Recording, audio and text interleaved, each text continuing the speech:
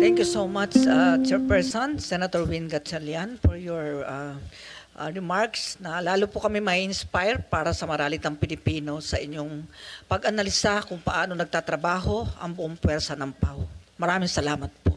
At marami kayong bibigyan ng serbisyo. Nakita ko dito in 2024, 15 million ang nabigyan nyo ng tulong.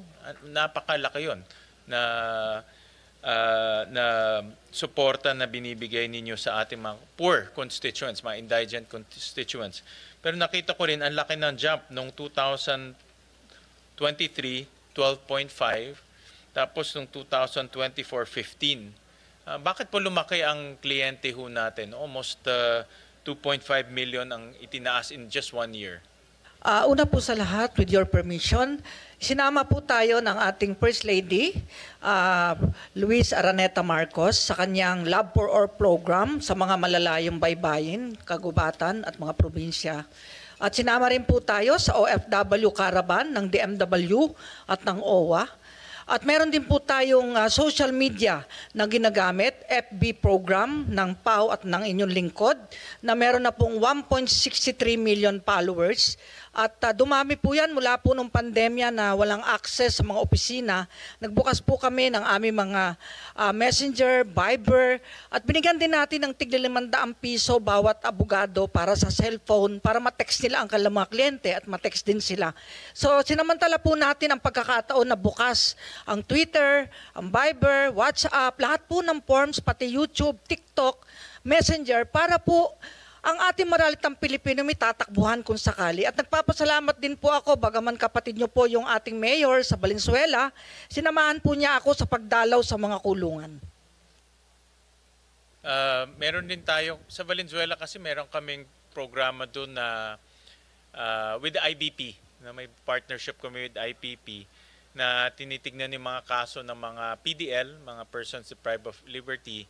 Kung mga iba ay lumampas na dun sa sentensya nila, matulungan sa courts para makawala na. Kasi iba, meron kaming mga na-encounter, taon na, 2 years, 3 years, nalampas sa sentensya, nandun pa sa loob. So, clog na yung ating kulungan, tapos kawawa pa yung tao dahil lampas-lampas na yung kanyang sentensya. Maganda po yung ginawa nyo dahil nga kokonti na po ang inmate sa Valenzuela. Halos buwan-buwan, napakarami pong napapalaya at yung ating DPH, si Attorney Kuong, ay napakaganda po ng pakikipag-ugnayan sa Office of the Mayor. At talagang full support naman ang Office of the Mayor sa PAO. Dahil sa batas po natin na inyong ginawa noon ay pwede pong tumulong ang local government unit sa pangailangan ng PAO. Mandated naman po sa batas. Thank you for that, Chief. Nakita ko na ang ideal, based on our notes, and correct me if I'm wrong, but ang ideal number of lawyers ng PAO based on the clients is 3,600. Tama po ba? Pero ngayon meron tayong 2,681. So a deficiency of almost 1,000 lawyers. Tama po ba? Based on data? Opo, kasi ang ating mga piskal po ay 1 court, 2 prosecutors. Ang PAO po nasa ay isang court, isang PAO. Pang-criminal case lang po yun. Pero po paano yung labor cases natin para sa mga obrero? Paano rin po yung ating mga counterpart ng Solicitor General sa mga apila? Paano naman po yung mga attend sa mga preliminary investigation at mga quasi-judicial cases ng maralitang Pilipino? Kaya ang bawat PAO po ay talagang overwork. Halos every quarter may lumaalis po, nagpipiskal, nagja-judge, napakalakas ng turnover. Kaya alang nangyari po kay PAO Chief, kundi maging teacher na lang ng mga bagong pasa para po maging epektibo sila. Pero pag naka 5 years, ayun, judge na, piskal na. At may mga justices na rin po sa Korte Suprema na galing sa PAO, sa CA, sa Sandigan. At talagang okay lang po yon dahil magandang source po ang PAO ng well-trained lawyers, saka sanay na talagang honest at hindi tumatanggap ng bayad sa kliyente. I think sa mga abogado, magandang training ground ang PAO. Dahil talagang, ito literally grassroots. No? At yung pinakamahirap natin mga kababayan ang tinutulungan nila. Lalo na yung mga kababayan natin na marami, siguro iba, no read, no write. Iba, hindi rin naintindihan ng batas. No? Dahil komplikado yung batas. So magandang training ground na meron silang ganitong connection sa mga kababayan natin para alam nila yung realities on the ground. Ano ba yung talagang nararamdaman ng mga ordinaryong kababayan natin? Kaya ako rin, alam ko, even nung mayor ako, mataas ang turnover, papuntang PAW, which ako, para sa akin, okay yun. Dahil sabi ko, it's a good training ground. Pag gusto nyo pang umakyat, maging judge, justice, at least naranasan nyo yung pinaka-grassroots ng law profession. Nag-aalala lang po ako, baka mag-aalisan yung magagaling. Kaya nilalaban po namin ang karapatan ng mga senior na dapat sana kapantay ng sweldo ng mga counterpart namin sa prosecution. Kasi may demoralization po yung mga regional public attorney sa regional prosecutor, mas napataas pala ang kanilang rango, bagaman sa batas, sa Paulo, RA 9406 ay pantay dapat. Kaya may request po kami sa DBM na pagpantayin na ayon sa batas, pero ni-refer po sa DOJ, hanggang ngayon po nasa DOJ pa, ilang taon na. Malamang, baka kayo po ang makatulong sa amin sa parity, at kung anong benepisyo ng mga piskal, yun din sa Paulo. Dahil paano po kung wala na yung mga senior na magagaling? Maiwan na lang bagong pasasabar. Kawawa rin po yung maralitang Pilipino kung puro bagong abogado na lang po ang uugip dito sa ating opisina. So ang inyong request is yung mga senior positions iparehas sa fiscal. Opo, kasi yun po nasa batas eh. Ang sabi doon ay same privileges, retirement, rank, salaries, pero ang nangyari po ay parang doon sa naging implementing rules ni Secretary, yung pong nagpakamatay, Secretary Andaya, ay mas nataas pa rin yung mga prosecutor eh. Ako po walang problema dahil 2004 nung pinatigil natin ang pagbitay ni President Gloria, ay na-promote po ako sa cabinet rank. Kaya ako po ay nasa 31 na. So paano naman po yung hahalili sa akin, mananatiling 30, yung mga deputy 29. So napag-iwanan po ng Department of Justice ng NAPROS. Pero yan po ay tinalakay na rin sa mga committee hearing na sana po ay mapagbigyan na ng DBM dahil ang gusto ng DBM may opinion pa ng DOJ. Sabi ko may batas na eh. Bakit kailangan pa ng opinion? At kami po ay independent and autonomous na sa DOJ sangayon sa Republic Act 9406. Kaya ang kailangan lang daw po pirma ng Secretary of Justice. And then after that, may corresponding budget, no? Kasi adjustment pataas yan eh. Opo, ang sabi ko kahit prospective na lang dahil nagtitipid po tayo, payag po yung mga senior, kahit hindi retro ng 2010 pa, kahit prospective, kahit ngayong buwan na to, sa susunod na buwan, pumapayag po kami. Magkano po yung adjustment? Do you have any computation? Bali, one salary grade lang po. Kahit roughly lang, magkano ang adjustment? Pagkano ba yun? Do you have any... Bali, 17 po yung regional directors natin, and then ang assistant regional ay nasa 21, tsaka yung deputy. Okay. At kung may papalit po sa akin, 30, magiging 30 lang, step 8, kasi ayaw pumayag ng DOJ, nakapantay ng DOJ secretary ang magiging rango po. Itong one adjustment up is pantay na with fiscal. Opo, Okay. opo. Hindi naman pala ganun kalakihan Hindi na. po, kasi yun lang matataas. Kasi yung mga mabababa, mga bago lang lawyer din ho yun. Kasi correct. nag-aalisan. Kaya nakikiusap po kay Secretary Mina na sana wag na. Kasi nung araw po, kung nabalitaan nyo sa media, yung retirement namin ayaw bayaran. Nagkaso pa po kami sa court at mawalang galang sa DBM. Natalo po ang DBM ng PAW. At kumampi po ang Soldian sa PAW. Kaya po ayaw naman naming magkaso dahil ang advice po sa akin ng palasyo ay wag magkakaso, makiusap ng makiusap. Pero ilang taon na rin po kaming nakikiusap. Sabit nyo na lang sa amin, Chief, kung magkano yung magiging budgetary impact. But I would assume na kailangan muna ito ng approval ng DBM. Once na-approve ng DBM, then ilalagay na sa budget. Opo, kahit prospective po, payag kaming Sige lahat. po, sige Maitama lang po yung hindi naitama. Well, ako nga, sabi ko nga, dahil nagbibigay kayo serbisyo to 15 million, ang dami 15 million Opo. poor constituents to. Opo, sabi nga ng Napakalaking iba, bagay ito eh. kaya na po namin maghalal ng isang senador eh. Dahil sa dami po ng kliyente. Totoo naman po. Actually, nagulat ako. Dahil binoto po kayo lahat ng kliyente namin. Kaya po kayo naging senador. Opo, totoo po yan. Dahil idolo ko po ang mga gatsalian. Lahing inchik din ako eh. Pero, Chief, dapat maintindihan ng mga kababayan natin, itong mga poor constituents natin, ito yung hirap sa justice, di ba? Dahil una-una, hindi nga nila naiintindihan. Complicated ang laws natin eh. Pangalawa, mahal kumuha ng mga private na abogado. Ang PAW ngayon ang nagbibigay ng serbisyo sa kanila. No? And I understand also, nakita ko sa datos, correct me if I'm wrong, based to sa research namin, ang success rate ng kaso ng PAW is 81%? Tama ba? Parang last year ho yan. Last year, Mas 2024. mataas ho ngayon. Kasi sir, yung mapalaya mo lang, mapababa sentensya, panalo na tayo dun eh. Lalo yung acquittal. Saka sir, yung death penalty na ipanalo natin. Nakalaya na po yung 2 bibitayin nun. At binigyan ko po ng trabaho yung isa. Yung po, tamark lang, no read, no write yun. Si Roberto Lara. Empleyado na po ng PAW ngayon sa Bacolod. Wow, okay. Gwardiya siya dun. Opo. So, anong success rate? Kasi ito Ano? 2024 eh. Ano po itong 2025 per semester, 85.04. Per semester po yan. Nung pong 2024, 83.63%. So, kung ang para sa akin, anything above 80% is already an accomplishment dahil sa laki ng sa dami ng hinahawakan nyo, naintindihan ko rin almost, tama po ba? Almost 600,000 cases ang hawak ng PAW. Per lawyer po. Per lawyer? Hindi, all lawyers po. Nung nakaraang taon po, 847,317 ang kaso Ang namin. kaso na hinawakan Lahat ninyo. daw yun, pati labor, Oo. pati quasi judicial. Ngayon po, kalahating taon pa lang, 667,000. And then ang success rate, on the average lang kung Ang 800,000 a year, ang success rate is 85%. More or Opo. less Opo. Oo. Tsaka marami po tayo napapalaya ngayon, sir. Dahil naipabalik na po ang good conduct time allowance sa bisa ng kautusan ng Korte Suprema.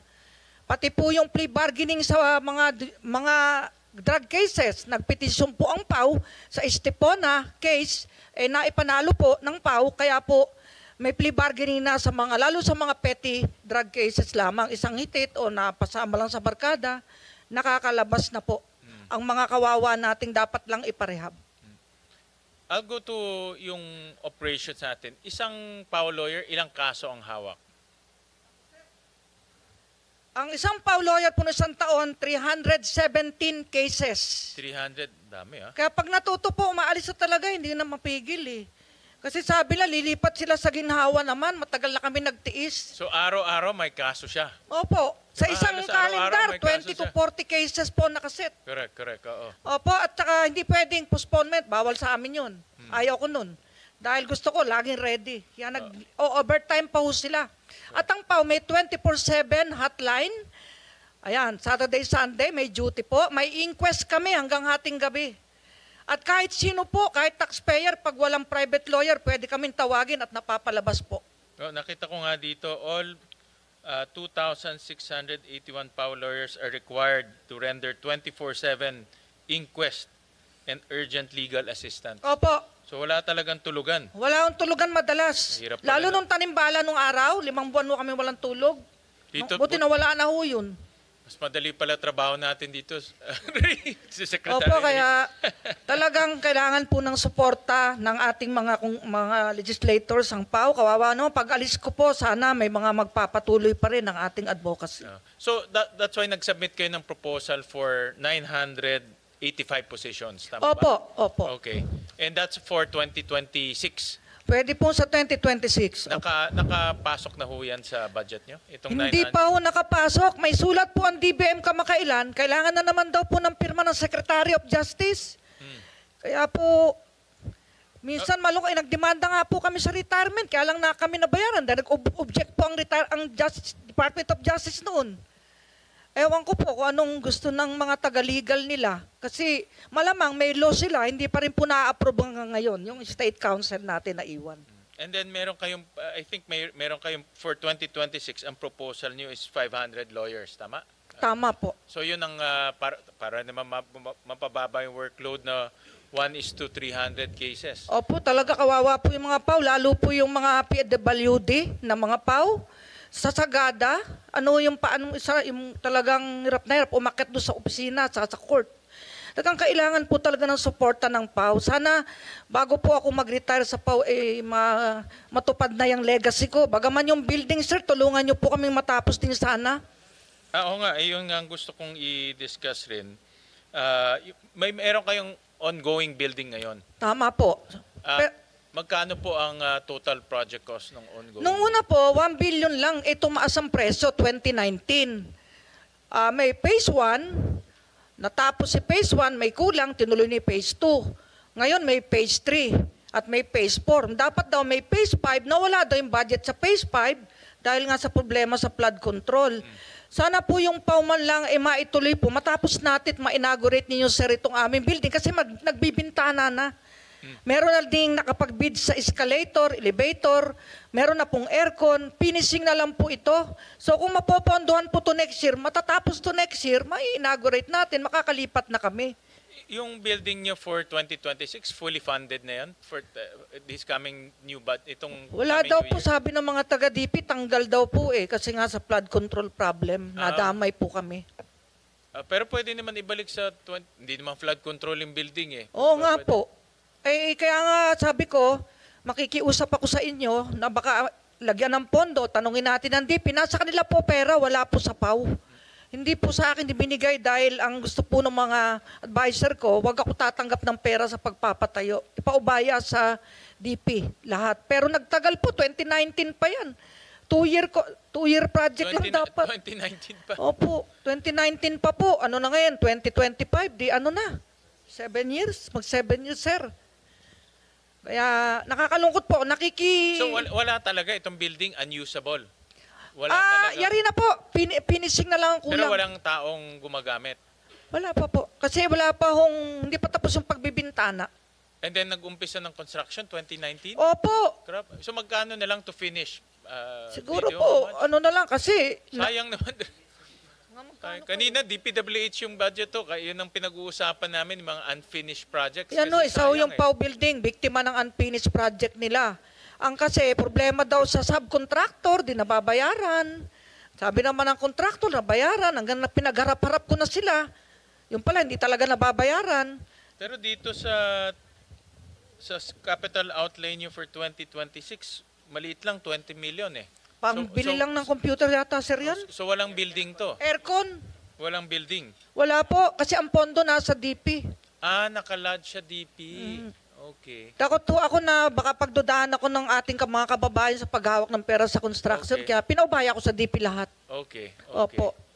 So magkano pa ho ang balance to Ito complete? pala, na-islas ngayon to. Para to complete? Na-islas, sir, ngayon tong 380 million. Ngayon 2026. Okay. Pwede po sigurong ipabalik nyo, sir, para mayari na mag-inauguration na tayo. At saka nakadetail ho ibang PAW natin kay Sir Rex sa DSWD. First day niya, nasa akin na ho siya, humingi na siya ng mga PAW lawyers doon. Thank you.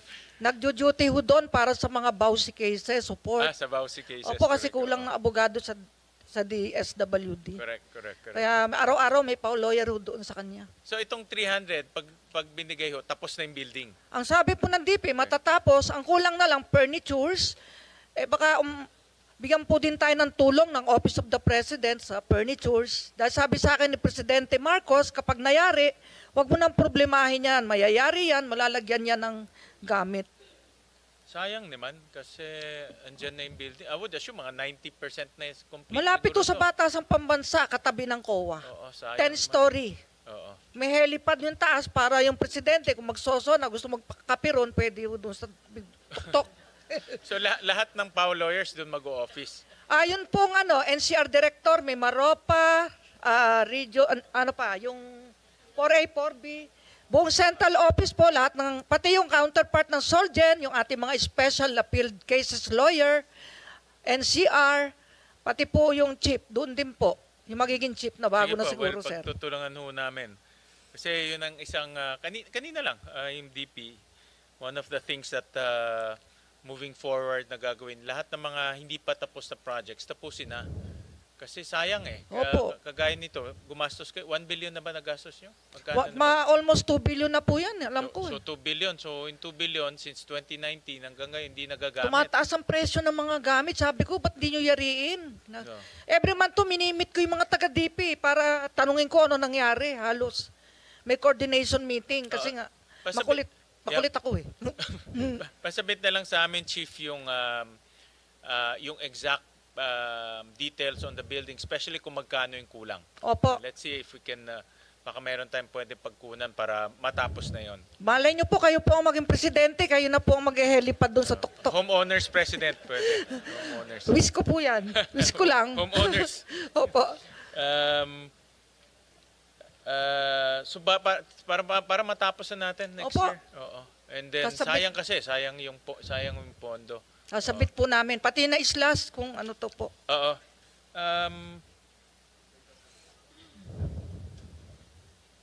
Yung ano ang ideal number of cases per lawyer po ng Per lawyer, ng PAO? sa private po, yung 10 mahirap na sa isang buwan eh. Tignan nyo naman sa PAO. Kaya 1:300. Oo. Pero kinaya po yan. Kinakaya. Pag Kaya may naman passion. nakita ko, kinakaya naman talaga. O kasi nung araw, PAO lawyer lang po ako sa Manila, 1990 to 93. 3 court ko pa nga eh. Buntis pa ako sa panganay ko. Kaya lang, lagi akong dinudugo nun. Sa pagod. Sabi ko, sana magkaroon ng PAO chief na pagiginhawain yung PAO. Yung pala ako na yung magiging PAO chief. Opo. So I guess yung ideal talaga medyo malayo pa sa gusto natin. Pero next year may 500, 'di ba? Tama. Tama ho, kung may ilalagay nyo po yan, sir. Okay. Napakagandang tulong po sa PAO at sa ating maralitang Pilipino. Matutuwa po sila. Nakasama na yan dito sa budget yung additional 500? Hindi pa po. Ay, hindi pa kasama siya? Hindi pa po. Okay. Pinapa-insert po namin sa lower house, hindi po yata na-insert. Si Kong Rupus po ang kausap namin. May sulat kami kay Speaker, kay Kong Rupus, saka sa chairman ng APRO. Pero parang hindi po nasama yung 500 positions. So ang request nyo ho is the building, which is about 380 million. Yung new PAO lawyers, ang base dito is about 1 billion, tama ba? Yung 500 Opo, na, opo. so additional 1 billion for Opo. the 500 PAO lawyers. Hopefully yung 500, I'm sure pwedeng makatulong yan sa pagbaba ng caseload. Opo. Tsaka ma-deter yung pag-alis ng magagaling po. Kasi hindi na masyadong mahihirapan.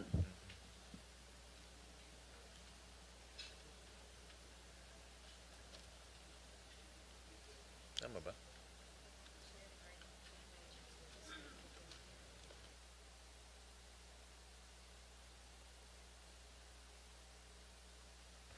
Chief, sa ngayon, I'm sure you're trying your best na mabigyan serbisyo lahat ng mga kababayan natin. Meron bang mga instances na dahil punong-puno na yung mga PAO lawyers natin, hindi nila tinanggap yung case, tapos dahil sa punong-puno na yung kanilang caseload, meron bang ganyan na mga instances? Bawal po sa amin yun na mag-refuse. Kinakasuhan ko po.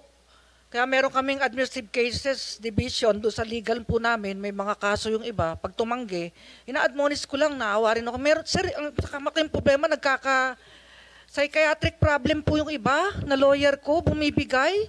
Kahit may mga doktor kami nag-aalaga sa kanila, bumibigay, anxiety, depression, marami na pong bumigay. Ako na lang hindi bumibigay yata sa dami ng problema ng bayan natin. Opo. Kaya malaking tulong po madagdagan po ang lawyer at magawa yung building natin. Pero may policy kayo na no refuse. Opo, basta qualified po, bawal tumanggi. Kung di mo kaya magpaparelieve ka sa ibang pwedeng Sa iba gumanap. naman, oo. Kasi with 1:300 caseload, talagang challenging niya. Parang araw-araw, kung meron kang hearing araw-araw, di parang araw-araw meron kang meron Opo, kang stressful hearing. talaga. Lalo yung mga buntis, may anak, talagang mahirap po. And then you said the turnover madalas. Can you, let's say sa isang taon, ilan ang umaalis na mga lawyers? Ang Ilan average lang, po, nasa 400 to 500 ang umaalis. marami rin. Marami po, ka-appoint nga lang, ang dami-dami nito nakaraan, fiscal saka judges. Meron na naman po naka-line up. Nagsasabi naman po sa akin ng mga kinaukulan pag kami alis. Kaya may taking kami ngayong December, sa March, sa May. Lagi kami may taking, pamalit po sa aalis. So out of the 2,600, more or less lang, mga 400 a year ang umaalis. 400 to 500 a year po. Tapos papalitan nyo lahat to ng... Mga bagong pasa na po papalit doon, tuturuan pa.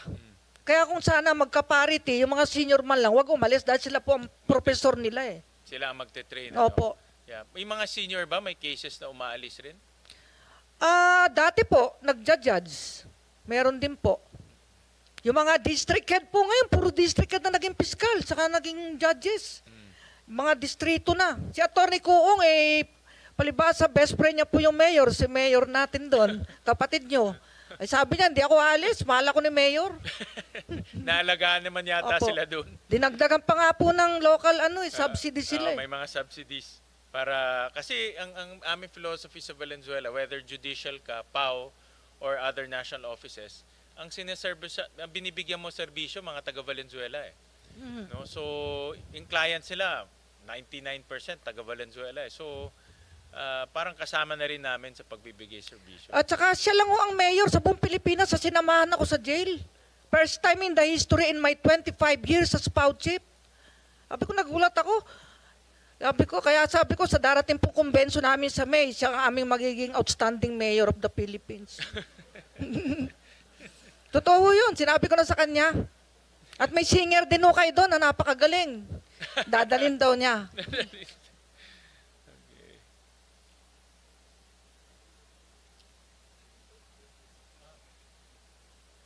Other than yung chief, other than yung building, yung 500 na lawyers, are there any more gusto niyong pa-augment para matulungan natin yung PAO lawyers natin? Ako kasi, ang aking pananaw dito, if we help the PAO office, we help our constituents eh. Kasi diretso eh. Yung service na binibigay nyo, diretso sa tao eh. Wala ngang layer to, diretso na kagad. So, are there anything na pwede naming ma-augment o masuportahan kayo para mas maging efficient yung servisyo ninyo? Yun nung punto ng wellness. Kasi ang judges may wellness, 1 month, 30 days. Yung pong piskal meron din, kami po wala. Natatakot naman po kung pumirma ng order na ibigyan sila ng wellness. Paano kung nag-wellness si Pao, walang hawak ng kaso ng maralitang Pilipino, mumurahin naman ako ng mga kliyente. Bakit wala si Pao? Kaya hanggang wala kaming wellness. Kaya iba nagkakasakit, bumibigay talaga. Ang wellness is a time off ba yun? Or kasama ano yun na? eh? Profitable leave po yun. Parang, okay. Dapat i-consume niya. Okay. Parang pag hindi mo na-consume, hindi ka naman babawasan. Hindi mo naman ma-avail next year, ganun. Pwede lang sabayan ng judge sana. Kasi may mga judge hindi nakakapag-wellness. Kaya, depende sa'yo. Is that part of the budget or is that an amendment of the law? Hindi kailangan nun ng budget kasi hindi naman papasok, di ba? So, sweldo. May sweldo talaga siya. Benefit lang po yun. Parang privilege. Gusto ko sana maitulad. Kung madagdagan kami ng 500 items next year, pwede na pong magbigay ng wellness sa kanila. Kasi may papalit sa kanila sa kanilang mga leave. Itong, mayroon ba tayong mga instances na kailangan i-disiplina yung mga PAO lawyers natin? Mayroon ba kayong mga na-encounter, let's say, of conflict of interest or mga, let's say, hindi cooperative? May mga ganun ba kayong... Meron tayong administrative cases na isinasampa sa mga lawyer na malabag sa ating operations manual. In a year, ilan ang Ito po, mula po nung ako'y maging PAO chief noong 2001, bata pa tayo pareho nun, sir. 12 pong abogado ang dinismiss ko from service. May drop from the rolls, 4, suspension, 9, fine, 38, reprimand, 50, admonition, 21, advice 4. Bali, 138 sanctions. Talagang ayaw ko po ng corrupt. Gusto ko po honest sila dahil sinusweldohan sila ng gobyerno at may inquest allowance naman silang tinatanggap mula sa gobyerno. Ano yung pinakamalalang violation? Yung pong nanghingi sila ng pera sa kliyente. Meron ganun? Meron namang uminom, pinabayaran sa kliyente yung kanyang ininom, hiningan pa ng pera yung kliyente. Dinismiss ko po from service. Wala po akong kinakatakutan dahil wala naman akong holin sa kilikili. Kaya takot po sa akin ang mga abogado. Kaya gusto rin po ng ating mahal na JBC na galing sa PAO ang karamihang appointee dahil na-train po silang maging tapat at mapaglingkod. How about yung mga conflict resolution sa barangay, mga lupon? Meron din po tayong barangay legal outreach. Meron ba kayong interaction para hindi na lahat umaakit nagiging kaso? Meron po. At actually, meron po tayong naging sponsor, TV5. Meron po tayong TV reality show, Public Attorney, mediation po yun. Bali naturuan ng mga barangay. At may barangay legal outreach program din po tayo. At may mediation din po tayo sa bawat taon. Umaabot po din ng 100,000 ang mediation natin. Ang ating mediation po ay umabot ng 48,818 noong 2024 at ngayong unang taon pa lang ay 28,258. Hindi na po nakarating ng korte yan. So, PAO level pa lang Apa. nag-institute na kayo ng mediation? Yung mga away barangay po, away pamilya, at dahil po sa bagong direktiba ng Supreme Court na pwedeng maglaban ng PAO sa korte, PAO versus PAO, karamihan po, sineset na namin for mediation ng mga kaso. Para hindi na... Hindi na kami magbangga-banggaan sa isa't isa. Correct. Para hindi na rin humaba. No? Alright. Alright, Chief, yun na lang ang mga tanong ko. And then, just submit to us na lang your request. Lalo na, ngayon ko lang nalaman yung building, to be honest about it. And that's, yun na nga, in line sa mga reformang ginagawa namin. Gusto namin matapos na yung mga unfinished projects. Alright. Baka kayo po ang hulog ng langit sa amin. Pangarap po namin yung building na yan eh. Kasi squatter lang. 2019, di rin yun? Squatter lang ako kami sa LRA compound dito sa Nia Road. 4th floor, 5th floor, ilan kami? 500. Nasaan ang location ng building nyo? Sa Commonwealth po, katabi ng COA, malapit sa Batasan. Kaninong property yun? Binili po natin sa NHA. Pinondohan okay. po panahon ni Pinoy. Okay. Hindi Opo. lang, but sabi nyo, 2019, nag-umpisa na. Opo, panahon ni President Duterte naman. Ngayon, tinuloy naman ni President BBM. Oo. Padala na lang in details Opo. para matapos. Opo. Once and for all, matapos na natin yan. Opo, salamat po sa inyo, sir. There being no further questions, the budget of the Public Attorney's Office is now deemed submitted for plenary's consideration, subject to the discussion and submission of documents requested. Maraming salamat po, Chief. Thank you.